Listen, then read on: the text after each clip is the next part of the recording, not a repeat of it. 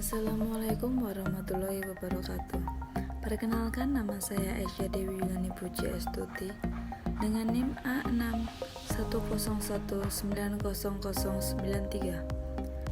Video ini saya buat guna memenuhi tugas akhir mata kuliah Geografi Sosial Ekonomi, Program Studi Pendidikan Geografi Universitas Muhammadiyah Surakarta.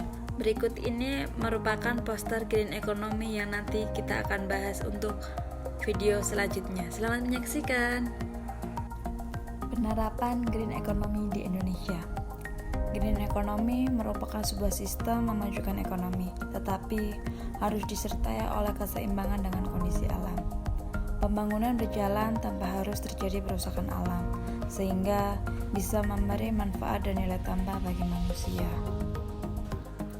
Kementerian Perindustrian terus berupaya untuk mengembangkan industri hijau dan telah menetapkan sebagian salah satu tujuan pembangunan industri yang tercantum dalam Undang-Undang Nomor 3 Tahun 2014 tentang Perindustrian. Industri hijau adalah industri yang dalam proses produksinya menerapkan upaya efisiensi dan efektivitas dalam penggunaan sumber daya secara berkelanjutan. Jelas Menteri. Di samping itu, pengembangan industri hijau merupakan salah satu upaya untuk mendukung komitmen pemerintah dalam menurunkan emisi gas rumah kaca, yang merupakan salah satu penyebab perubahan iklim. Program Green Economy. Bappenas mengatakan, masih banyak hambatan menuju ekonomi hijau seperti fiskal, akses modal, akses teknologi hijau, sampai sumber daya manusia yang memiliki kepekaan terhadap lingkungan. Masalah diperparah lagi dengan lemahnya koordinasi antara lembaga di pemerintahan. Masing-masing instansi memiliki program sendiri-sendiri tanpa ada sinergi antara satu dengan yang lain. Karena masih terjadi ego sentral, maka aturan-aturan itu dibuat terkait pembangunan ekonomi hijau pun tak dapat berjalan dengan lancar. Adapun permasalahan-permasalahan yang timbul di Indonesia untuk saat ini. Yang pertama, deforestasi.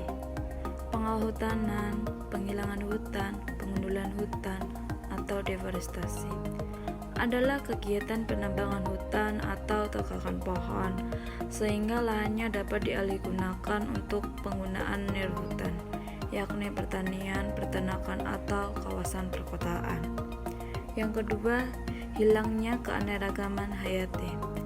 Hilangnya keanekaragaman hayati merupakan peristiwa penurunan keanekaragaman hayati yang antara lain disebabkan oleh punahnya spesies di seluruh dunia, serta pengurangan atau hilangnya spesies secara lokal habitat tertentu. Yang ketiga, polusi. Masuknya atau dimasukkannya makhluk hidup, zat, energi, atau komponen lain ke dalam lingkungan hidup oleh kegiatan manusia.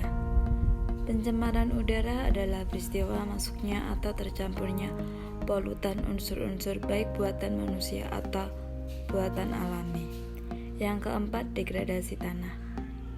Suatu proses yang menjelaskan fenomena penurunan kapasitas tanah pada saat sekarang atau saat yang akan mendatang dalam mendukung kehidupan manusia yang dipengaruhi aktivitas manusia. Dengan dilatar belakangi permasalahan tersebut, dirancanglah program Green World.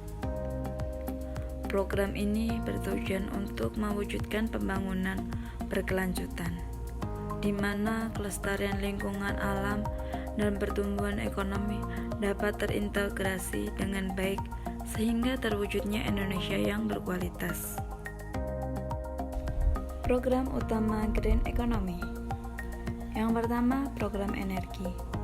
Program ini merupakan program pertumbuhan ekonomi hijau yang dilaksanakan oleh Bappenas dengan Kementerian Energi dan Sumber Daya Mineral. Yang kedua, program kawasan ekonomi khusus. Kerjasama antara Bappenas dan Dewan Nasional Kawasan Ekonomi Khusus di bawah Kementerian Koordinator Bidang Perekonomian. Yang ketiga, program lanskap berkelanjutan.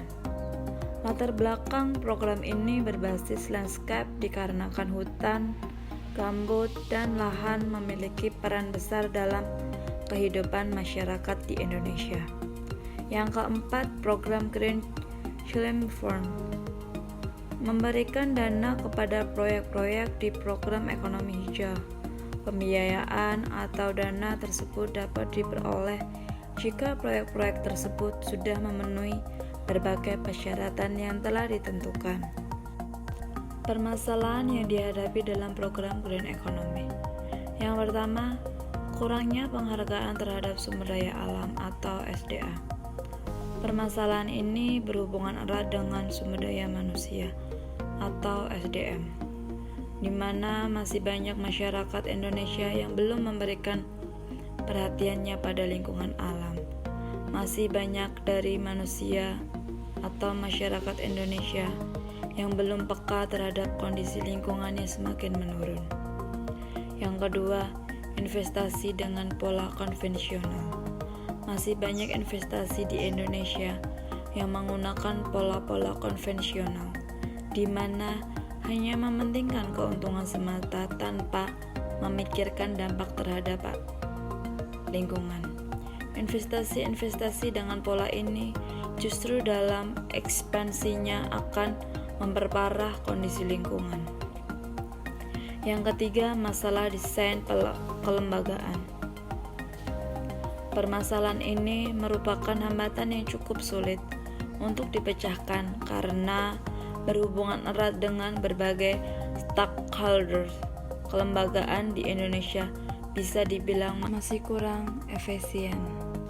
Dikutip dari World Bank, terdapat dua alasan mengapa kinerja Indonesia dalam menanggapi isu degradasi lingkungan sekaligus menjelaskan pertumbuhan ekonomi masih kurang, yaitu yang pertama, kurangnya komitmen yang kuat untuk mengimplementasikan kebijakan yang telah dibuat untuk mengatasi dan mitigasi degradasi lingkungan. Yang kedua, integrasi yang kecil dari segi mempertimbangkan dampak yang akan terjadi pada lingkungan akibat dari perencanaan pembangunan.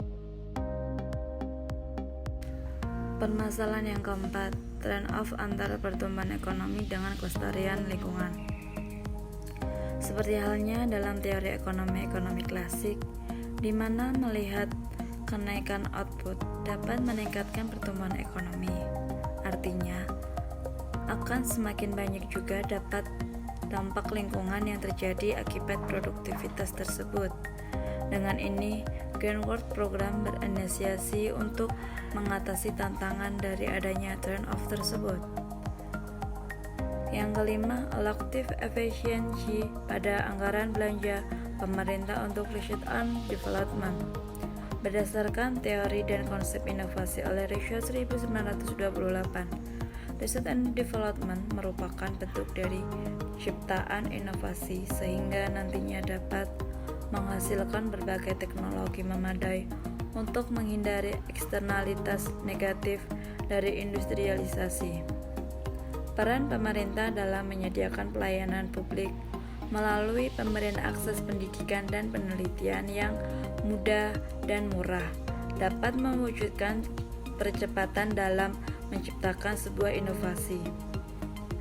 Instrumen kebijakan fiskal oleh Kementerian Keuangan berupa anggaran berfungsi sebagai alat untuk menstabilkan ekonomi serta mendorong pertumbuhan ekonomi, di mana melalui pemberian fasilitas kepada masyarakat.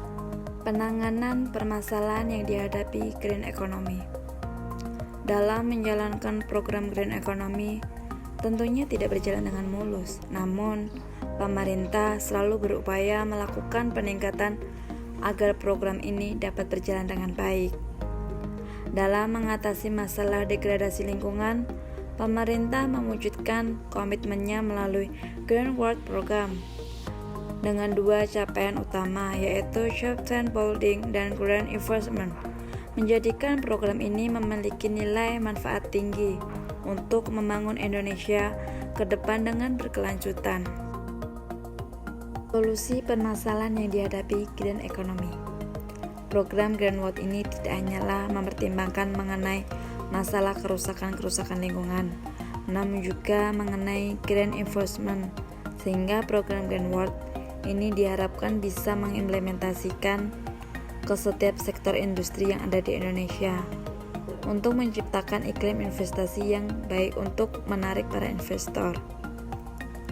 Pengimplementasian program ini juga haruslah ke setiap daerah yang ada di Indonesia atau ke 34 provinsi yang ada di Indonesia melalui regulasi-regulasi pemerintah daerah, sehingga nantinya seluruh masyarakat Indonesia akan memahami dan sadar betapa pentingnya program Grant World untuk keberlangsungan dalam perekonomian maupun lingkungan. Selain itu juga pelaksanaan prinsip good governance dalam menjalankan Grant World program sangatlah penting agar program ini dapat berlaksana dengan baik. Sekian yang bisa saya sampaikan. Apabila ada salah kata atau kurang, itu datangnya dari saya. Sekian, billahi taufik wal hidayah. Wassalamualaikum warahmatullahi wabarakatuh.